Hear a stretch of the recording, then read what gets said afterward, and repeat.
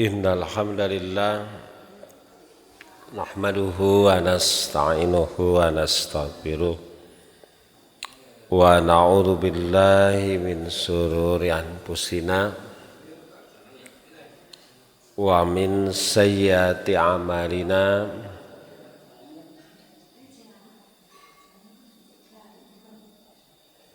may yahdihillahu fala mudhillalah wa may yudlil fala hadiyalah. Asyhadu an la ilaha illallah wahdahu la syarikalah wa asyhadu anna Muhammadan abduhu wa rasuluh alladzi la nabiyya ba'dah amma ba'du. Para bapak ibu sekalian, alhamdulillah bisa bermuazahah kembali di Senin malam Selasa memasuki hari ke-18 di bulan Rajab 29 Januari tekaraos sasi Januari mau berakhir 1 bulan. Mudah-mudahan Bapak Ibu 1 bulan Januari ini amal ibadah kita banyak lebet Pak, sepertos rambutan.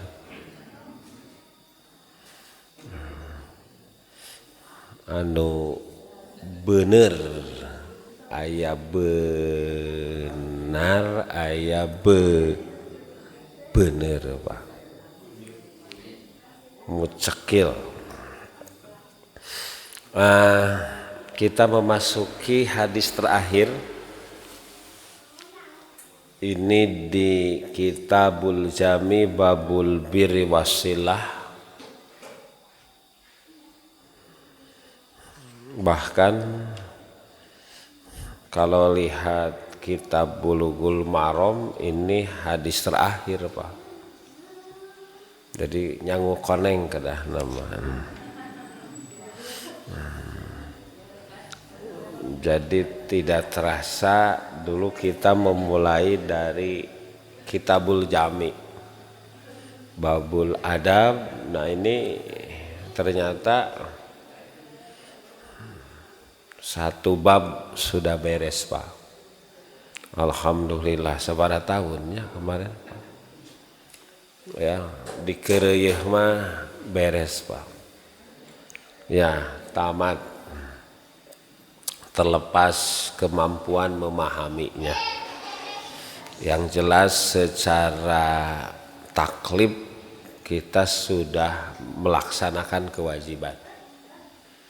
Gitu, khususnya untuk mempelajari hadis-hadis Nabi yang berkaitan dengan Kitabul Jami Babul Adab.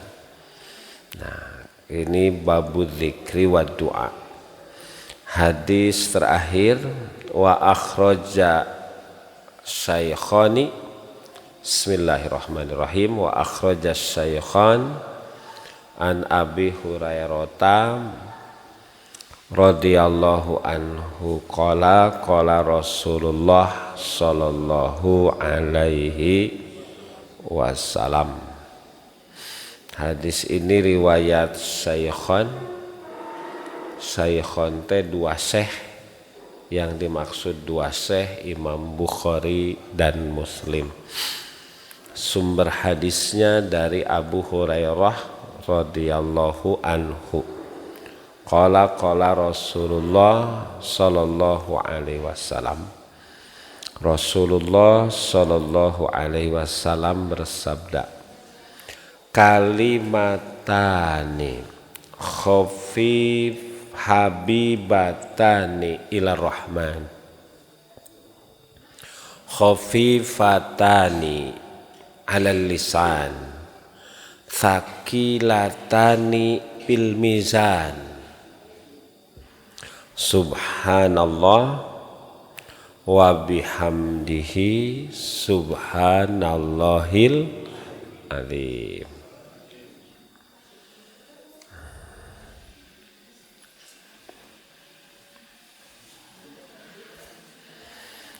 Rasulullah SAW sudah bersabda, kalimatani, ada dua kalimat, habibatani, dua kalimat itu habib. Habib itu apa Pak? Habibi, ana uhibbu, habib, habibi. Ada dua kalimat habibatani, yang dua kalimat itu dua-duanya dicintai. Ila Rahman, dicintai oleh Allah. Bismillahirrahman. Siapakah Allah? Ar-Rahman. Dicintai oleh yang maha pengasih, Allah. Khofifatani, yang ringan. Khofif, yang ringan. Dua-duanya ringan. Khofifah,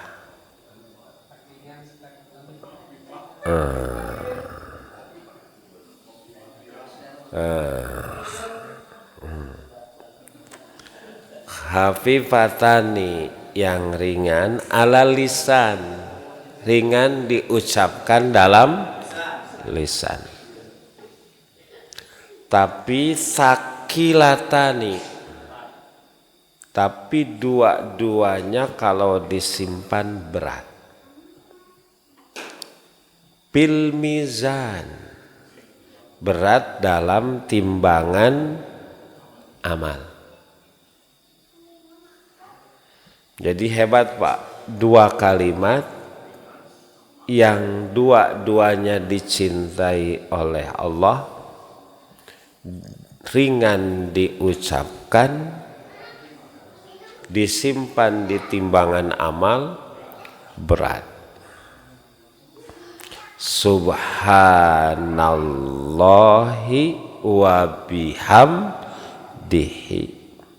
subhanallahil azimi. Apa subhanallah? Maha suci Allah, wa bihamdihi, dengan segala pujiannya. Maha suci Allah, al-azim, yang maha agung, yang maha agung.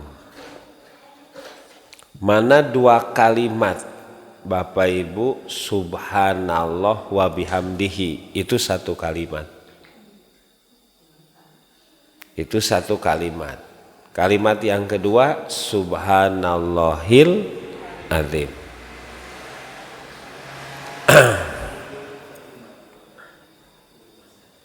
Tasbih, kalau tasbih itu apa artinya?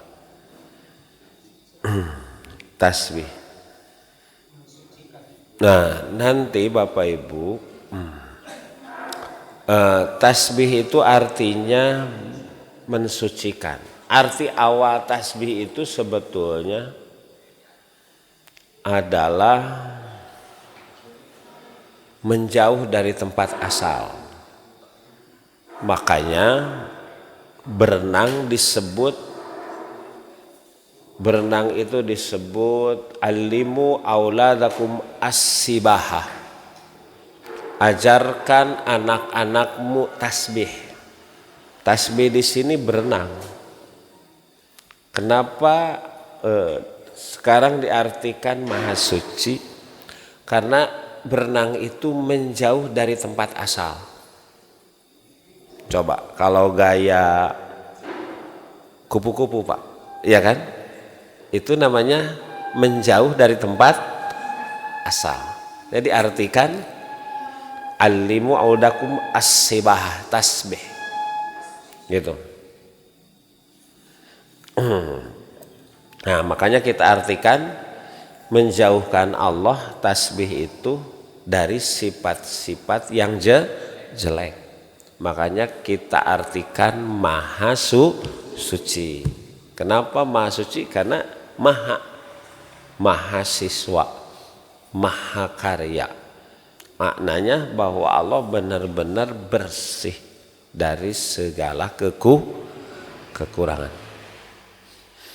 Makanya ketika sholat, kata Rasulullah, sholat yang kita lakukan innaha dihis sholat innaha tasbih. Sholat itu isinya adalah memahasucikan Allah. Itu sholat. Makanya nanti ada bacaan-bacaan tasbih dalam sholat. Gitu. Subhana rabbiyal azim, subhana rabbiyal a'la, subuhun kudusun rabbul malaikatu warruh. Gitu.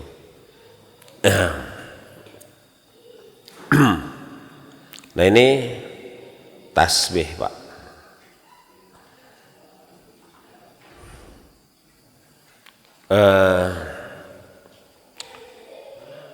Bacaan tasbih ini memang nanti dibaca tadi dalam berbagai tempat, seperti dalam ruku, dalam sujud, dalam doa iftitah. Kemudian juga dibaca kalau di jalan itu ketika jalan mudun ya. Dalam hadis Bukhari kalau jalan mudun, kalau jalan nanjak Nabi menyebut Allahu Akbar. Allahu Akbar. Jadi kalau jalan nanjak itu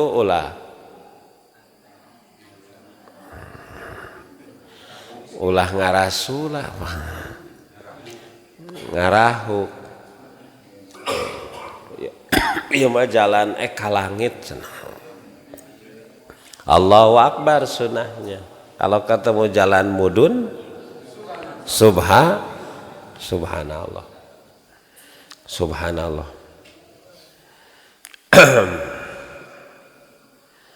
Kemudian juga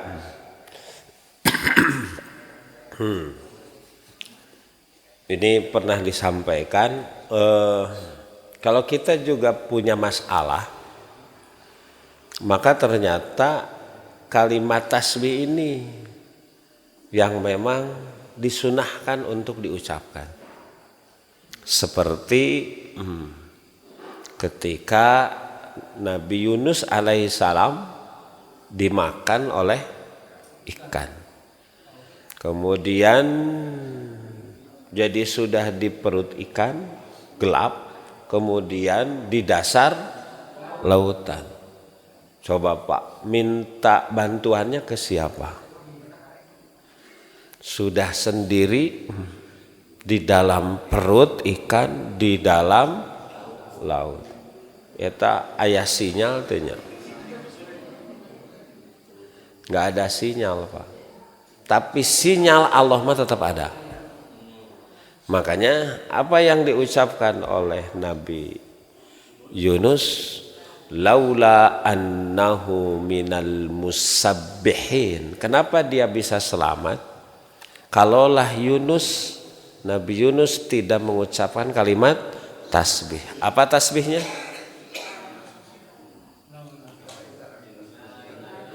La ilaha illa anta subhanaka inni kuntu minadz dzalimin. Itu kan terus diucapkan oleh Nabi Yunus. Makanya kata Allah, laula annahu minal musabbihin. Kalaulah Nabi Yunus ketika dimakan oleh ikan, di perut ikan, di dasar laut, tidak mengucapkan kalimat tasbih, lalabitha fi batnihi, maka Nabi Yunus akan terus berada dalam perut ikan itu ila yaumi yub'atsun, sampai hari kiamat. Sampai hari, coba Pak. Makanya ayat ini yang menjadi dasar atau kesimpulan orang yang beranggapan bahwa ikan yang memakan Nabi Yunus sampai hari ini masih ada. Ini dasar ayatnya. Gitu. Nabi Yunus kalau tidak membaca tasbih akan terus ada dalam perut ikan sampai hari kiamat. Berarti ikan ini masih ada. Walaupun Nabi Yunusnya sudah itu Pak. Ngan duka di Pangandaran. Duka di Cipatujah, Pak. Duka di mana? Itu ya. Nah ini Pak, coba jadi kalau ada masalah Bapak Ibu berarti itu, coba masalah kita sebesar, sebahaya, sekritis Nabi Yunus tidak? Kan tidak. Masalah kita gitu ya, masalah teh dunia masih caang gitu kan, di rumah masih caang, sinyal HP masih ayah gitu, jalan-jalan masih terang gitu kan, gitu ya. Kalau ini kan bener liek ragap, coba minta tolong ke siapa, tapi maknanya dalam kondisi segenting sekritis itu dengan Allah, kalau nyambung tetap Allah beri pertolongan gitu. Makanya selama kita bergantung kepada Allah, sebetulnya orang Islam itu tenang saja Pak.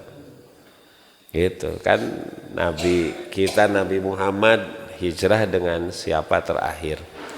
Abu Bakar bersembunyi di Gua Thur, ditingker di Gua Thur. Abu Bakar lihat ke atas, mereka sudah di atas. Di celah-celah gua itu Abu Bakar melihat musyrikin Quraisy di atas. Kata Abu Bakar, kalau mereka melihat ke bawah, kita ketahuan, kita tertangkap. Abu Bakar nangis karena khawatir.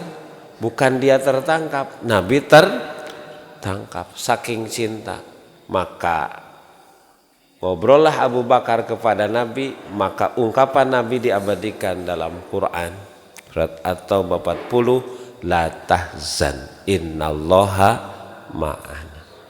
Itu jangan bersedih, Allah bersama. Lihat Pak, dalam kondisi genting.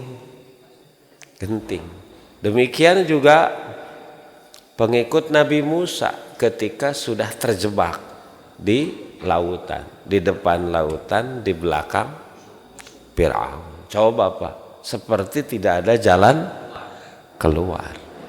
Itu. Maka ungkapan Nabi Musa apa? Kalla innama ya Rabbi, santai saja, tenang, kita punya Allah. Apa?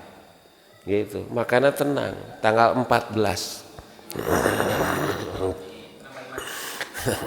Iya, mau apa lagi Pak? Mau apa? Mau ala lagi. Usaha sudah maksimal, ngadoa terusan. Gitu. Iya. Gitu. Bagus. Kalau jadi, mudah-mudahan jadi kebaikan. Kalau tidak jadi, diselamatkan Allah. Kan hebat jawabannya Pak. Gitu. Nah, jadi ngadoana ulah maksa. Gitu. Udah, Allah yang lebih tahu gitu. Nah ini Pak, jadi ini luar biasanya bahwa kalau kita bergantung kepada Allah, tapi ketika kita bergantung, ada wasilah melalui bacaan, melalui doa. Makanya ini disebut doa orang-orang sukses. Doa orang-orang sukses. Jadi kalau mau sukses ini doa. Termasuk doa ini hebat Pak bahasanya, 2 kalimat yang dicintai oleh Allah langsung disebut dicintai Pak. Langsung 2 kalimat pendek yang dicintai.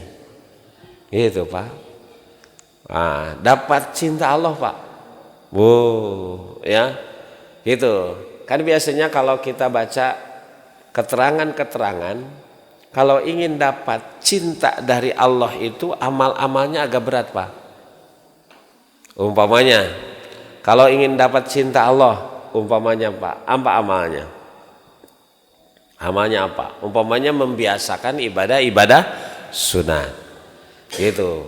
Wala yazalu abdun yataqarrabu ilayya bin nawafil hatta ubihahu. Tidak henti-henti hambaku mendekatkan kepadaku dengan ibadah-ibadah sunat sampai aku mencintainya. Kan ibadah sunat. Justru nu berat mah bukan yang wajib, tapi yang sunat. Berat yang wajib, berat yang sunat. Berat yang sunat. Kenapa berat yang sunat? Nah, eta Pak. Kan logikanya benar Pak. Yang wajib memaksakan sebab mau tidak mau harus mau. Kalau yang sunat mah karena ada khiyar, ada pilihan, tidak dilaksanakan pun tidak apa-apa. Nah, milihnya yang tidak apa-apa. Iya. Makanya Pak, standar orang takwa, standar orang baik itu bukan yang melaksanakan kewajiban. Karena ya, jadi standar orang takwa itu adalah mereka yang terbiasa dengan yang sunat. Karena yang sunat itu lebih ke pilihan. Jadi ada dorongan kerelaan dalam dirinya untuk membiasakan sesuatu yang sesungguhnya tidak ditekankan. Gitu. Tapi dia memilih itu. Ini hebat Pak. Gitu. Ya, datu tahajud gitu nanaon. Da anu naon-naon mah teu salat subuh. Tapi dia memaksakan diri untuk bangun jam 3, setengah 4 salat. Itu Pak, yang hebat. Gitu, ya. Nah, jadi dia memilih untuk mengorbankan sedikit kenikmatan hidup. Gitu. Makanya nanti ciri orang yang takwa itu satu, yang membiasakan yang sunat sebagaimana dia menjauhi yang makruh. Seperti dia menjauhi yang haram. Ini levelnya sudah memang tinggi Pak. Tuh Pak, jadi tinggal pengen dicintai Allah dengan melaksanakan yang sunat kan berat, tapi ini mah kan ringan Pak. Ya, hanya mengucapkan subhanallah wa bihamdihi subhanallahil azim, itu dapat cinta Allah. Padahal ringan di lisan tapi sakilatani fil mizan. Wah, ini Pak, yang gagah itu ketika disimpan dalam timbangan amal bobotnya berat Pak, berat. Bobotnya berat. Kan kahoyong mah kitu Pak, saeutik gawe loba gaji. Nah, ini prinsip ekonomi. Modal sedikit, untung banyak. Nah, Allah berikan petunjuk. Ya, pahalanya sangat besar, tapi modalnya sedikit. Gitu. Bari yang sedikit itu ternyata bukan hanya dapat pahala, Allah wah Pak, makanya sungguh terlalu kalau orang tidak membiasakan. Bahasa mah bodoh pisan si lain. Ya, sudah dicintai Allah, sudah disimpan dalam timbangan amal kebaikan, pama ya'mal mithqala dzarratin berat, tapi ternyata tidak mau diamalkan. Kalah hari ring we pulangkan saja.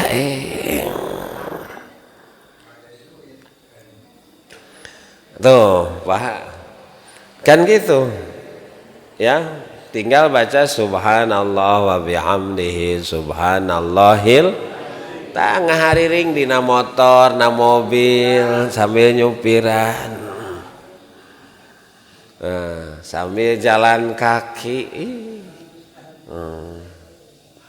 Nah, hadirin sekalian, kan seperti akhlak Pak. Kata Rasulullah, ma min syai'in bil mizan athqal. Nah, thaqulat. Athqalu min husnil khuluq. Tidak ada satu perkara kalau disimpan dalam timbangan amal yang paling berat ketimbang husnil khuluq, bagusnya akhlak. Jadi nanti Bapak Ibu, kunci itu apa bahasa sekarang? Password atau PIN. Ini kunci surga itu dua Pak. Mayoritas orang masuk surga itu dua. Satu bitaqwallah, takwa kepada Allah. Yang kedua wa husnul khuluq, bagusnya akhlak. Nah, akhlak itu disebut tidak ada sesuatu kalau disimpan dalam timbangan amal itu lebih bagus ketimbang akhlak yang baik. Jadi akhlak itu Pak, gitu. Kalau kita miliki disimpan itu bobotnya sangat berat. Bernilai, berharga, sebernilai emas. Walaupun kecil tapi harganya mahal. Nah, demikian akhlak. Nah, jadi kalau ini bacaan ini, doa ini akhlak kepada siapa? Allah, Pak. Gitu. Karena ini disimpan di babu zikri wa doa. Makanya bagian ketika kita ingat kepada Allah, itu kan zikir itu bisa dimaknai apa Pak? Zikir itu bisa dengan, zikir itu artinya apa? Ingat. Ingat itu nanti wujudnya tiga.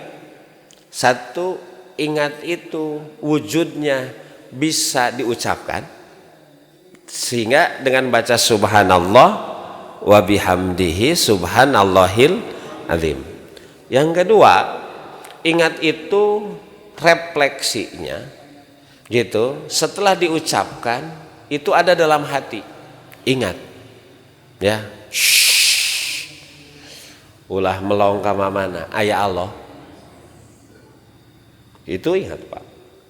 Tapi nanti gitu ingat juga refleksinya bil jawari, dalam anggota badan. Dalam anggota badan. Makanya yang disebut zikir kepada Allah seperti iman. Gitu. Ku hate, ku lambe, ku itu zikir. Makanya makna zikir itu sangat luas. Yang jelas zikir itu maknanya apa? Maknanya apa? Maknanya apa? Maknanya apa? Maknanya apa Pak? Pernah sampaikan? Ada koneksi dengan Allah. Eta nyambung gitu. Kan nanti sambungannya bisa dengan hati, bisa dengan lisan, subhanallah wa bihamdi subhanallahil azim. Kalau kita dosa, astagfirullah. Itu kan orang takwa itu bukan bersih dari dosa. Wa idza falu fahisatan aw dzalamu anfusahum dzakarul, salah. Gitu, istighfar, langsung koneksi dengan Allah. Gitu, Pak. Nanti bil jawari, gitu. Jadi terkoneksi di mana saja. Di WC nyambung dengan Allah, di pekerjaan nyambung dengan Allah, di mana-mana nyambung dengan Allah. Milih caleg, milih presiden nyambung dengan Allah. Lain nyambung jeung serangan pajar. Siapa yang memberi minyak? Aduh, sembako Pak. Meni murah pisan, harga diri 50.000 5 tahun. Oh bukan Pak, itu nyambungnya jeung Allah dulu. Itu. Nah ini zikir Pak. Ini zikir.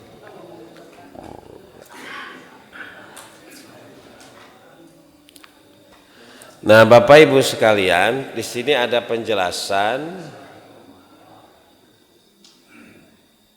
bahwa ini Pak, bahwa an-nasaira takalifi syaqqatun 'alan nafsi. Lihat bahwa yang namanya taklif. Taklif itu apa, Pak? Beban. Perintah itu menjadi beban. Betul tidak? Sholat jadi beban tidak? Jadi beban. Betul nggak? Ibu Pak nutup aurat jadi beban deh. Jadi beban. Gitu. Baca Quran jadi beban. Zikir yang barusan Pak, jadi beban nggak? Makanya sebut taklif. Bahwa apapun yang namanya taklif, perintah itu jadi taklif, jadi beban. Itu syaqatun 'ala nafsi, membuat diri kita berat.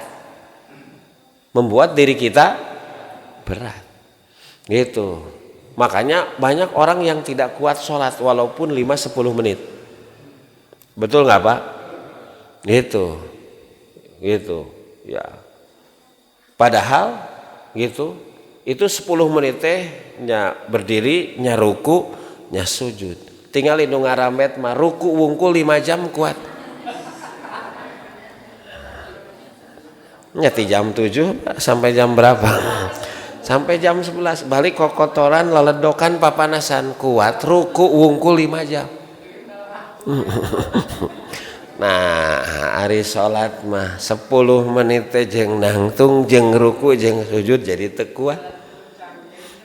Ya.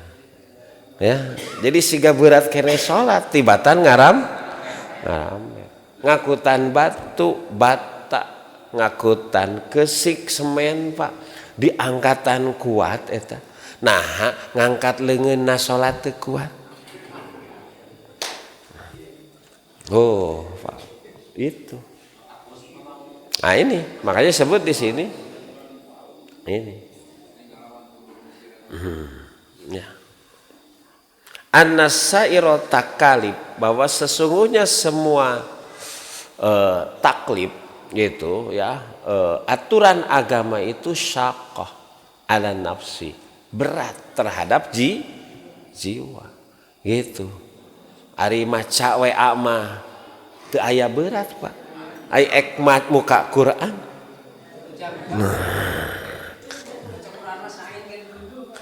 Boro-boro saainnya Pak dicacagap Quran teh kieu. Ek dicagapna berat, geus dicagap berat, ek dibuka. Aya nu assalamualaikum na panto henteu. Pak syaqqah 'ala nafsi. Makanya karena setiap aturan agama syaqqah 'ala nafsi sakilah. Makanya nanti itu diberikan pahala yang berat. Gitu Pak. Gitu. Kenapa setiap kita melaksanakan satu kebaikan ganjarannya berapa kali lipat? 10 Pak. Kenapa 10? Karena gitu kebaikan itu berat dilaksanakan oleh diri. Makanya pahalanya juga berlipat itu. Nah, makanya nanti pahalanya juga disimpan gitu. Nah, seperti kita mengucapkan subhanallah wa bihamdi subhanallahil azim. Itu kan sebetulnya sangat ringan. Tapi ketika sehari-hari mau kita amalkan, praktekkan, berat ya Pak? Berat. Gitu. Ya, bahkan sabab berat mulai hoream kadituna hilap we. Iya kan? Padahal kan hadis ini mungkin sudah sering kita dengar Pak. Da di jalan kayak luak lieu we hari ringan we. Gitu. Diresapi gitu nyetel lagu teh asa keur ngora we.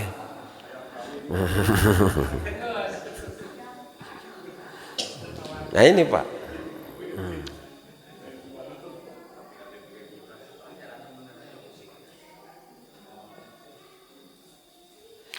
Kenapa katanya Pak melakukan kebaikan itu ada pertanyaan, yaitu waqad su'ila ba'dus sarab an sababi tsaklil hasanat wajab patis sayiat. Kenapa kalau kebaikan itu berat dilaksana beda dengan kejelekan? Beda dengan kejelekan, Pak. Gitu. Sasapedahan ka Pangandaran kuat, Pak. Gitu. Naik turun gunung jalan kaki kuat. Nah, ka masjid gigireun rumah. Nah, itu. Ya. Ini Pak alasannya.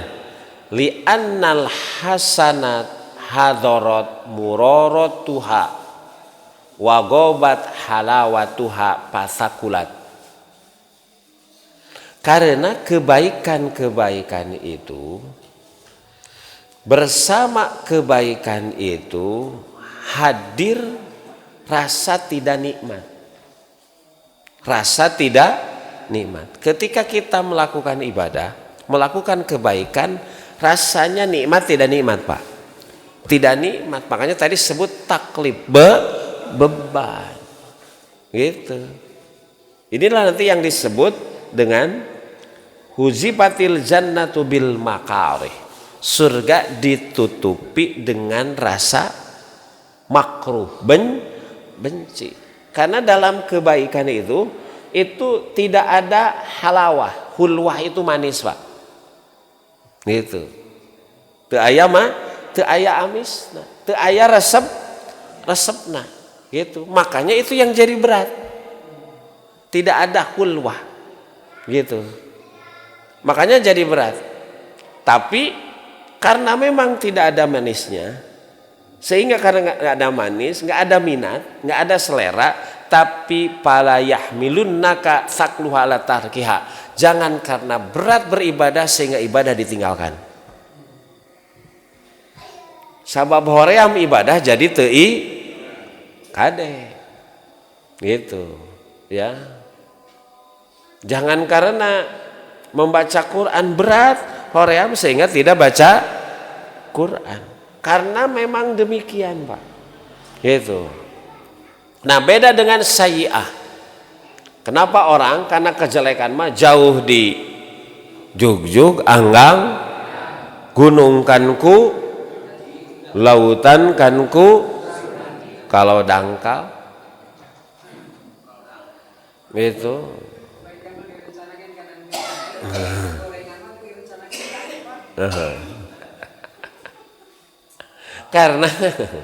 karena tadi kejelekan itu hadarat halawatuha. Kejelekan itu ada pesona, Pak. Ada daya tarik. Kenapa yang enak-enak itu yang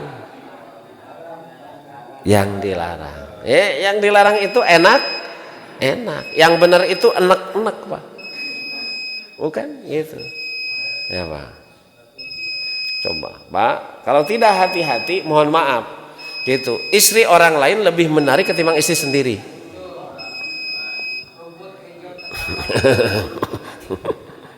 Itu, Pak. Kalau nggak hati-hati, itu wagobat mulorotuha padzalika khaffat. Karena memang merasa nikmat, enak dalam kejelekan sehingga menjadi ringan. Jadi maknanya, Pak, ringan berat itu sesungguhnya karena ada cinta, karena ada senang. Kalau kita sudah senang, jangankan hampang, berat saja terasa ringan.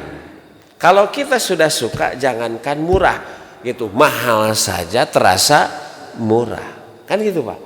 Gitu. Kalaupun kita sudah suka, jangankan dekat, jauh saja terasa dekat. Tapi kalau kita sudah tidak suka, sudah benci, jangankan jauh, dekat saja. Nah, itu, Pak. Itu. Nah, makanya harus dibalik. Bagi kita, enak itu karena benar. Enak itu karena benar. Tidak enak itu karena salah. Jadi standarnya.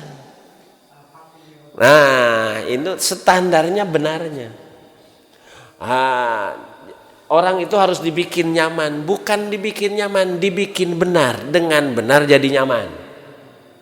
Karena nanti kalau sekedar dibikin nyaman, tempat kita dibikin nyaman, nu mabok ge ulah dicaram nyaman.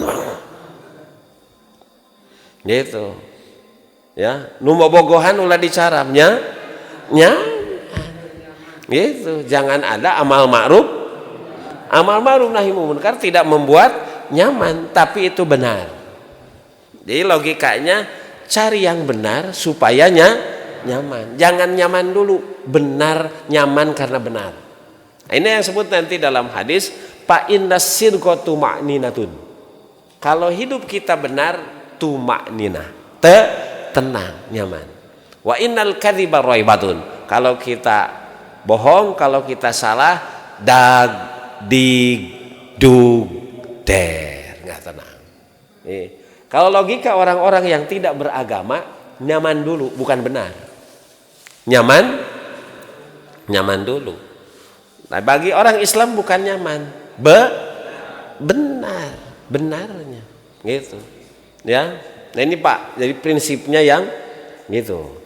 Karena kalau dengan Islam orang nu mabok, nu judi, tukang maksiat gitu. Wah, cenah sagala teu meunang. Sagala teu meunang, Pak. Lain sagala teu meunang. Gitu, ya. Karena memang ada aturannya. Ada aturannya. Nah, ini Bapak Ibu sekalian. Makanya kita walaupun berat, kalau itu benar harus kita paksakan. Makanya dalam sholat dalam sholat wasta'inu bis sabri, lihat isti'anah. Kalau minta pertolongan berat nggak? Berat. Isti'anah bis sabri wassalah, berat Pak, berat, dengan sabar dan sholat. Itu memang ini sebetulnya nanti ke depan tergantung kebiasaan. Allah bisa karena biasa, Allah biasa karena dipaksa. Jadi bolehkah memaksa kebaikan?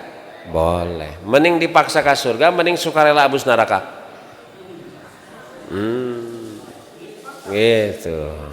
Ya, paksakan. Nanti kalau sudah terbiasa tidak merasa berat. Baca Quran 1 juz berat. Tapi kalau sudah terbiasa berat juga. Tapi insya Allah Pak, itu ringan. Iya kan? Ringan.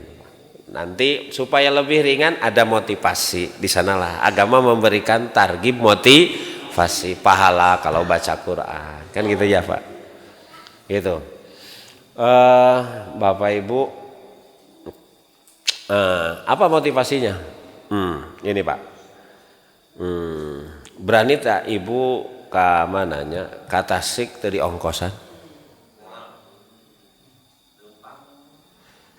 Ka Tasik tadi ongkosan berani nggak? Di ongkosan atau 2.000? Berani Pak. Kasih di ongkosan 2.500. Nggak berani. Ya, ke Bandung di ongkosan 10.000. Wah, berani nekat. Ke Jakarta 30.000 nekat. Ke Mekah 1 juta nekat. Bapak Ibu, kita mau ke akhirat teu siap bekal, nekat. Eta apa? Padahal perjalanan sangat jauh, sendiri moal aya batur nih. Wanian tos. Aku mah engke we, wah Allah. Pugu geus apa di ditu teh lamun teu ka surga, ka neraka. Di dunia mah nyasab, enggak ada teman ke kantor polisi ke mana siap membantu Pak. Kalau ke akhirat siapa yang akan membantu? Ya tabi'ul mayyitu thalasun. Ketika mati itu diikuti oleh 3 hal. Ahluhu wa maluhu wa amaluhu. Harta, keluarga dan amal. Pak Yarju Islam. Tapi yang kedua balik. Siapa yang balik? yang paling besar kita perjuangkan. Yang paling besar kita perjuangkan dalam hidup siapa? Keluarga dan harta. Tapi ketika kita mati, dia hanya mengantarkan sampai pintu gerbang. Manggawe cenah dilebet nama nyalira gitu. Mau dibahasakan bayar jiwa nih harta nggak dibawa nggak harta? Enggak. Padahal toh-tohan nanti karena harta.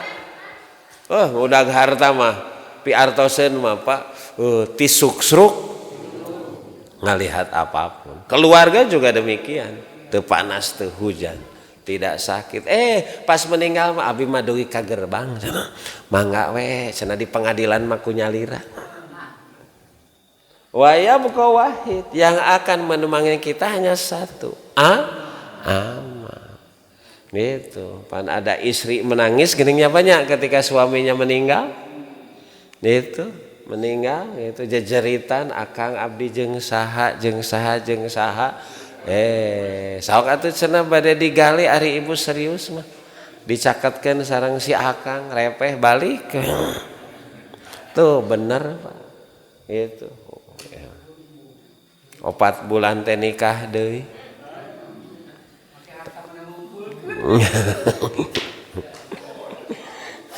disiapkan ke remarunya tapi saleheng cenah Pak Bu ari istri mah kitu lalaki mah komo pas maot teh langsung istrina maot langsung nu ngalongok teh mata nu hiji nangis hiji rarat-reret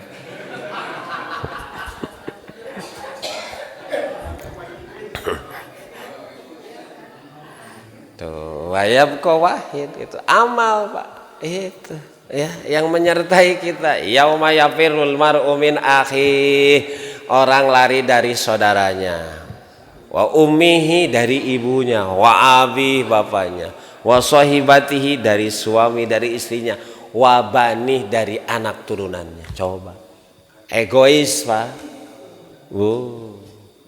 gitu egois makanya ini Pak sebetulnya mah ya gitu. Jadi kalau kita yakin ada hari akhir harus siap berbekal. Karena la yazzi walidun awwaladi. Orang yang beriman, manusia takut pada satu hari di mana orang tua tidak bisa membantu anak, demikian anak tidak dapat membantu orang. Inna wa'dallahi haq. Lihat kejadian di mana orang tua tidak bisa membantu anak, anak tidak bisa membantu orang tua pasti terjadi. Disebutnya juga hak. Hak itu sesuatu yang tidak bisa ditawar, namanya hak. Gitu. Beda dengan hakanen, hak Pak. Gitu. Jadi sesuatu yang pasti inna wa'dallah kejadian di mana anak nggak bisa menolong orang tua tidak bisa menolong pasti terjadi. Makanya palatahurrannakumul hayatud dunya. Hidupmu jangan terperdaya dengan dunia. Nah, ini Pak. Ya. Nah, makanya Bapak Ibu ada di sini ada ayat Quran bahwa nanti pada hari akhir sesungguhnya waman khaffas mawazin. Tadi kan ini kita berbicara ini Pak sakulat ya bahwa doa ini kalau kita baca disimpan di timbangan amal berat. Tapi kenapa tadi kita berat juga gitu Pak ya. Waman khaffas mawazin barang siapa yang berat yang ringan timbangan kebaikan. Faulaikal ladzina khasiru anfusahum. Orang yang ringan timbangan kebaikan itulah yang rugi Pak. Bagusnya masuk surga itu Pak, bagusnya bighairi hisab. Kan ada 3 Pak. Masuk surga itu ada 3 Pak. Yang paling bagus bighairi hisab. Kalau bahasa sekarang mah tanpa hisab itu orang terpercaya. Aya acara simkuring jadi panitia. Bapak Ibu sumbing, Pak lebet karena sudah terpercaya. Nah itu biasanya orang yang mati syahid. Yang disebut syahid itu bukan mati di medan perang saja. Itu kan ada 7 atau 6 kriteria orang syahid. Gitu. Nah bagus nama gitu. Namun ini yang kedua, takulas mawazinuhu, di mana timbangan amal kebaikan kita berat. Dosa na 50, pahala na 100. Tos Pak, aman. Nah, 51 satu. Nah, aman Pak. Gitu. Ah, ya. Dosana 88, pahalana 100. Aman Pak. Masuk surga. Walaupun bedanya hiji. Di sini dalam hadis. Bapak Ibu sekalian, dalam hadis dikatakan oleh Rasulullah SAW, tuzanul mawazin yaumal kiamati patuzanul hasanat wassayiat. Akan ada timbangan pada hari kiamat, maka kebaikan dan dosa itu ditimbang. Paman thaqulat hasanatu an sayyiatihi, barang siapa yang kebaikannya lebih berat ketimbang dosanya, mithla habatin, walaupun kebaikan itu lebih berat sebesar biji sawi. Biji sawi sebesar apa Pak? Selasih. Beda nate dosa jeung pahala teh lebih banyak, pahala sebesar biji sawi, dakhalal jannah, masuk surga Pak. Dosana 88,8, pahalana 100, surga Pak. Sok sanajan deg-degan. Nya deg-degan atuh. Gitu. Ya. Tapi waman thaqulat sayiatuhu. Nah, ini yang hati-hati. Barang siapa yang lebih berat dosanya an hasanatihi, dari pahalanya, mithlal habbati, walaupun tadi sebesar biji sawi, dakhalan nar, 3 berus neraka. Makanya inilah nanti yang disebut oleh Umar bin Khattab, hasiban pusahum qabla am tuhasabu, hisab diri kalian sebelum dihisab oleh Allah. Wa tazayyanul ardil akbar, perhatikan untuk hari yang maha besar. Fa innama yakhiful hisabu fil akhirah, akan ringan hisaban kita di akhirat, liman hasaba nafsahu fid dunya, bagi orang yang setiap saat di dunia selalu menghisab diri. Ulah diengke-engke dihisab teh di akhirat Pak, gitu. Dicatat di ayeuna. Makanya Umar mah setiap mau tidur itu dia menghitung batu yang ada di sebelah kanan dan kiri. Karena dulu mah konvensional. Jadi kalau dia melakukan pahala kebaikan, nyimpan batu kecil di saku katuhu. Ketika dia melakukan dosa, menyimpan batu kecil di sebelah kiri. Pas mau tidur teh dihitung banyak mana. Oh, hari ini banyak pahala. Oh, hari ini banyak dosa. Dihitung begitu. Pedagang yang tidak pernah menghitung, ya, itu menghisab, ada kalkulasi setiap hari, setiap minggu, setiap bulan, setiap tahun 2023 teh kamari bisnis teh kumaha, itu tidak akan pernah maju dan berkembang. Demikian orang yang tidak selalu menghisab diri, Pak. Gitu. Ya, ini Pak, ya, luar biasa. Nah, kata Rasulullah SAW, Bapak Ibu sekalian, ya, jadi yang ringan dosanya, pahalanya ketimbang dosa, yang lebih berat dosa masuk neraka. Bagaimana Rasul? Pamanis tawat hasanatu wassayiat kumalamun gedeg. Kalau seimbang kebaikan dan dosanya, qala ulaika ashabul a'rab. Benar Pak, mereka adalah yang ada di al-a'rab teh, di mana ya di batas antara surga dan neraka. Itu seperti bayi yang baru lahir meninggal, ada di sana tapi nanti ujungnya jadi pelayan surga. Pelayan surga aya di surga, di neraka. Nah, lumayan Pak. Itu. Nah, di al-a'rab. Ini Pak.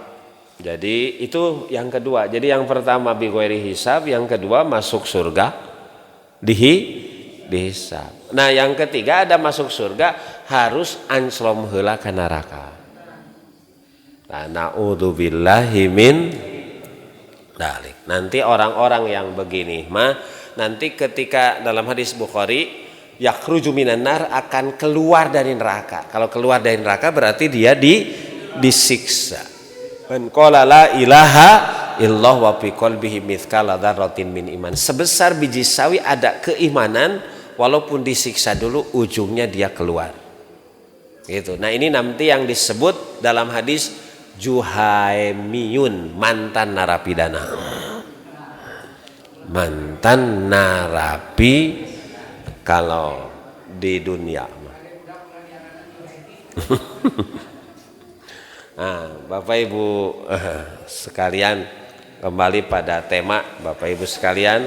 Nah, kita biasakan doa subhanallah wa bihamdihi subhanallahil azim. Satu, karena dicintai Allah, ringan diucapkan dan berat disimpan dalam timbangan dalam timbangan amal.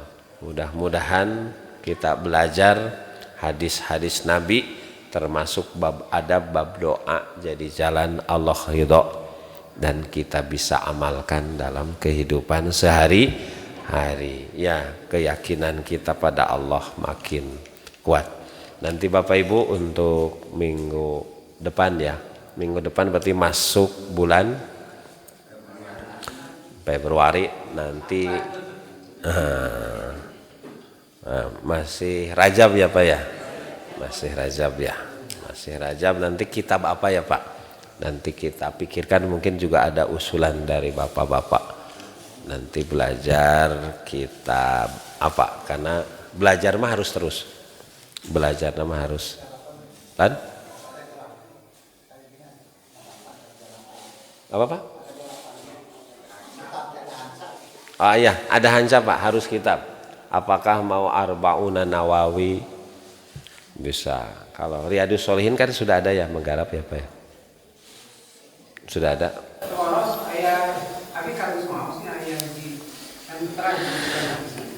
Bahwa Rasulullah itu setiap hari tidak kurang dari 100 kali mengucapkan subhanallah wa bihamdihi.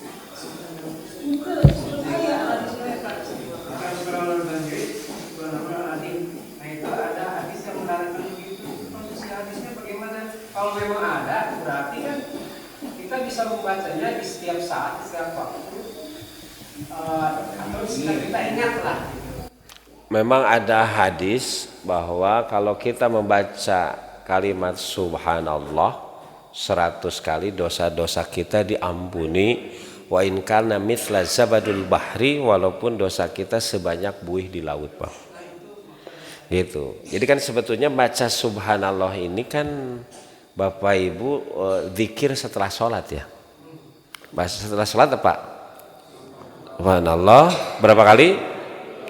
Alhamdulillah, Allahu Akbar. Kalau subhanallah setelah sholat 33 kali 5 berapa Pak? Kali 5 berapa? 165, sudah melebihi. Gitu, sudah melebihi. Makanya itulah kenapa setelah sholat itu ulah lekum. Sebetulnya kalau apa ya, sunnah Nabi dilaksanakan yang berhubungan dengan sholat sebetulnya Pak sudah dapat sebetulnya. Sudah dapat. Tapi untuk memantapkan, kalau ada kesempatan, kemudian tadi koneksi kita dengan Allah, umpamanya terus nyambung di mana saja. Nah ini nanti yang begini. Jadi tidak termasuk israf. Tidak termasuk Pak, karena ini bentuknya adalah zikir yang disebut dalam surat Al-Ahzab, ya ayyuhalladzina amanu dzkurullaha dzikron katsira, sebanyak-banyaknya. Berarti kan kuncinya tadi koneksi. Kalau dari sisi hukum tidak melanggar Allah, itu sedang zikir. Tapi dari sisi lisan umpamanya ya kita ini disyariatkan. Ini yang disyariatkan. Nah, hadisnya juga sahih. Itu Bapak Ibu. Jadi tadi zikir itu bisa dengan hati, bisa dengan lisan, bisa dengan anggota anggota badan. Nanti pemilih itu sedang dzikir, awas. Kudu nyambung kepada Allah. Makanya partai yang kita dukung itu yang ideologis. Nomor satu ideologis, bukan milih orang. Kalau partai itu milih partai yang kita anggap paling ideologis. Nusok ngabantu agama Allah, baru orang nomor dua. Gitu. Walaupun ada teman, ada kerabat, ada saudara, ayah bapak orang, la tazidu qauman yu'minuna billahi wal yaumil akhir yuwaduna man hadallahu wa rasuluhu. Jelas ayatnya, Pak. Gitu, orang yang benar iman kepada Allah dan hari akhir tidak mungkin bersama bergabung dengan orang nusok ngelawan Allah, ngelawan Rasul, ngaheureukeun agama, walau kana abaukum, walaupun itu bapak kalian, anak kalian, keluarga kalian. Nomor satu nanti Pak, itu nanti saya bagian ngaji kapan sudah disiapkan masa. Wah.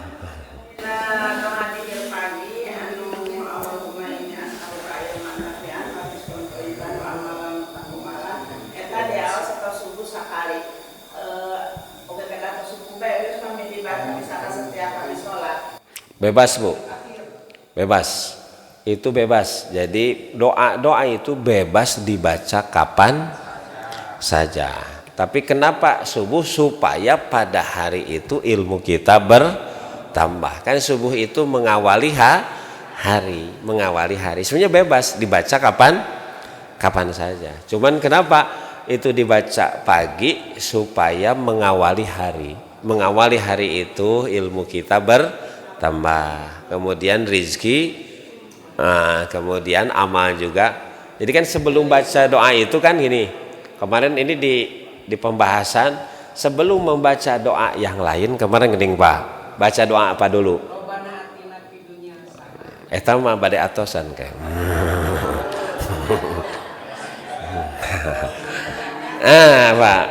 Apa kemarin gening. Kalau doa ini dibaca terlebih dahulu, pasti setiap doa diijabah, permintaan dikabul. Apa Pak? Allahumma inni as'aluka bi anni ashadu annaka la ilaha illa anta al-ahadus somadu alladzi arapa gerakan itu nama lam yalid wa lam yulad wa lam yakul lahu kufuwan ahad. Itu dulu. Gitu kemarin kan sudah dibahas. Kalau kita membaca ini sebelum kita berdoa, maka dipastikan doa kita diijabah. Kalau minta ampun diampuni. Makanya bisa jadi ini Bapak Ibu etika dalam berdoa. Baru Allahumma ini as'aluka ilman nafi'an wa rizqan. Itu kan Bapak Ibu yang sudah kita pelajari banyak. Ngan bisirariweuh nu eta we heula. Kemudian malam hari sekarang umpamanya doanya itu. Kemudian baca Sayyidul Istighfar. Kan yang membaca Sayyidul Istighfar di awal malam ditakdirkan mati sebelum subuh pasti diampuni dosanya. Yang membaca itu di pagi hari Sayyidul Istighfar dipastikan mati di siang itu. Sebelum datang malam dipastikan diampuni dosa. Makanya itu juga harus jadi prioritas. Itu Sayyidul Istighfar. Apa Sayyidul Istighfar itu? Allahumma anta rabbi la ilaha illa anta. Terus wa ana abduka wa ana ala ahdika wa mastata'tu. Itu Pak. Nah lamun rariweuh silahkan Bapak Ibu kalau waktunya itu yang kemarin kita pelajari, tapi lamun riweuh sudah aja tadi Robbana atina fid dunya hasanah wa fil akhirati hasanah wa qina adzab. Dan sebenarnya kalau dikaji memang sangat banyak dan riwayatnya sahih Pak.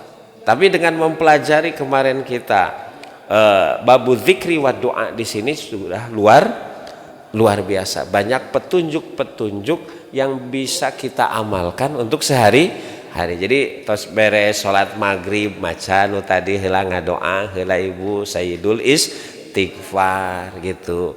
Khawatir ditakdirkan kita meninggal. Di samping nanti umpamanya mau tidurnya wudu dulu, nyangkere kemudian baca doa. Kan gitu ada hadisnya. Ditakdirkan matinya husnul khotimah. Apalagi wah luar biasa Pak, ini kenikmatan yang Allah berikan kepada kita melalui Nabi kita supaya hidup kita hati-hati. Bapak Ibu, hidup itu seperti apa? Perjalanan Pak, perjalanan. Kalau kita mau ke Bandung, nyampe ke Sinangkasih dari sini berarti ke Bandung lebih dekat. Tapi kita sudah mulai menjauhi Ciamis, nyampe ke Limbangan, ke sini lebih jauh, ke Bandung lebih dekat. Nyampailah ke Rancaekek, ke sini makin jauh, ke Bandung makin dekat. Nyampailah ke Masjid Al-Jabar Bang, ke Masjid Al-Jabar, sampai finish ke sini makin jauh. Bapak Ibu, yang jadi masalah kita berangkatnya sudah, Bapak sudah 50 tahun, berarti perjalanan sudah 50 tahun. Irtahalatid dunya mudbiroh, dunia semakin menjauh. Bukan semakin dekat, dunia semakin tos 50 tahun geus 60 tahun perjalanan dunia. Wartaharatil akhirah mukbilah, akhirat makin dekat.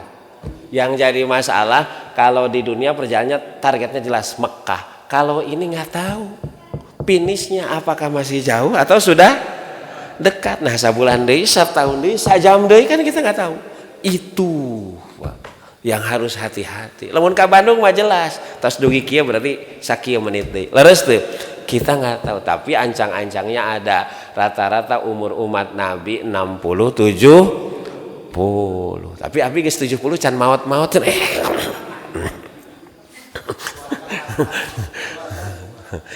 Itu Pak yang harus jadi hati-hati, karena ada cenah Pak Ustaz abi mangora keneh memang maot kudu kolot gitu. Abi mah sehat keneh maot kitu kudu udur gitu Pak. Udur teh bukan tanda caket maut, sehat bukan tanda tebih karena maut. Tidak. Pokoknya mah ciri nu maut mah nu nyawaan tos gitu. Kullu nafsin dha'iqatul, ini Pak. Makanya luar biasa kalau ini kita bisa amalkan, mudah-mudahan bentuk antisipasi wala tamutunna illa wa antum muslimun. Bapak Ibu, menjaga kebaikan sangat berat, sholat. Nah, kecuali tapi orang yang khusyuk dalam sholat makin ringan. Nah, khusyuk misalnya itu apa? khusyuk itu bisa diartikan khosya'a itu takut Pak. Takut Pak.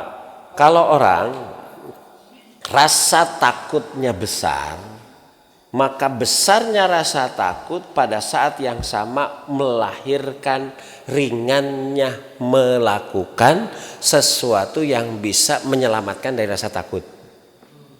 Gitu. Bisi lulus. Padahal kita ingin kerja di sana.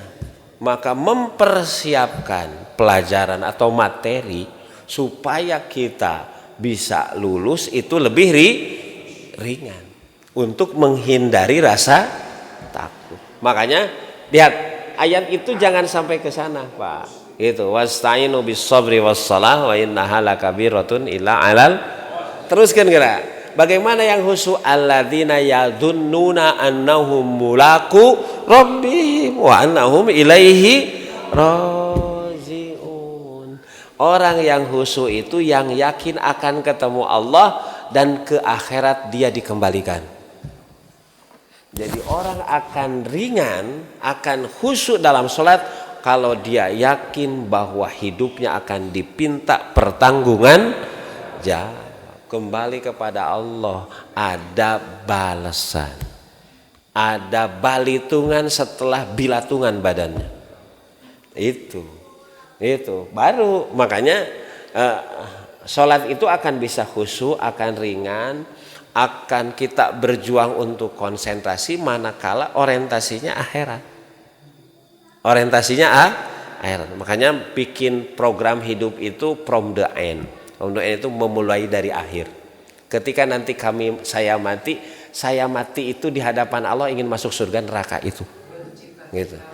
Ya, kan? Jadi from the end, memulai dari abi teh hoyong lebet ka surga. Maka di dunia memantaskan diri jadi ahli surga. Kumaha sikap jadi ahli surga, kumaha ibadah ahli surga. Karena tidak setiap orang yang sholat diterima. ada orang yang sholat 60 tahun sholatnya ditolak oleh Allah. 60 tahun lain taraka masjid osok sholat. Kenapa? Walam yutimma ruku'ahu wa sujud. Ruku sujudnya nggak benar, Pak. Gitu. Jadi itulah gitu bagaimana sholatnya diterima, memantaskan diri bahwa saya bukan sekedar sholat saya diterima. Sholat sebagai pengejawantahan orang yang takut bahwa dengan sholat saya justru bukan selamat tapi celaka, tidak termasuk fawailul lil. Demikian Bapak Ibu, aku qouli hadza wa astaghfirullah li wa lakum. Wassalamualaikum warahmatullahi wabarakatuh.